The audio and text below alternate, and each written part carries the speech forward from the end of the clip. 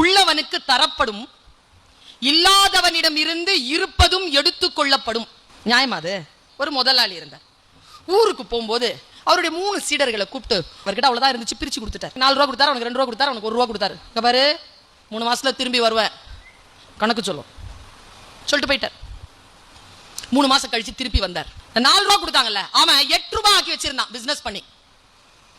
வந்த ஆண்டவர் பார்த்தார், ஹே குறைவாகத்தானடா பணம் கொடுத்தேன், நீ அதை இரட்டிப்பாக்கி இருக்கிறாய், சகல விஷயங்களுக்கும் உன்னை நான் அதிகாரி ஆக்குகிறேன். 2வது ஆளை கூப்பிட்டாரு, நீ என்னப்பா பண்ண? சார் 4 பண்ண. ஓ 2 நாளாக்கி இருக்க, உன்னிடத்திலும் குறைவாகத்தான் கொடுத்தேன், அதை இரட்டிப்பாக்கி தந்திருக்கிறாயே, சகல விஷயங்களுக்கும் உன்னையும் நான் அதிகாரி ஆக்குகிறேன். 3வது நம்மாள் வந்து நின்னா, என்னப்பா எங்க, என்னது 1 ரூபா கொடுத்தனடா. ஓ அதுவா, இருங்க அப்படின்ட்டு போய் எங்கேயோ மறைச்சு வச்சிருந்திருக்கான், அது கொண்டு வந்து அப்படியே கொடுத்துட்டான். இந்தாங்க உங்க 1 ரூபா. என்னடா பண்ண?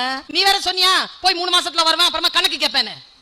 நான் அதை எங்கேயாவது கொடுத்து போட்டு அதை தொலைச்சி உன் கோபத்துக்கு எதுக்கு ஆளாவனே, இந்தா நீயே வச்சுக்கோ அப்படின்னு கொடுத்தான். அப்போதான் வந்தது இந்த வாக்குத்தத்தம்.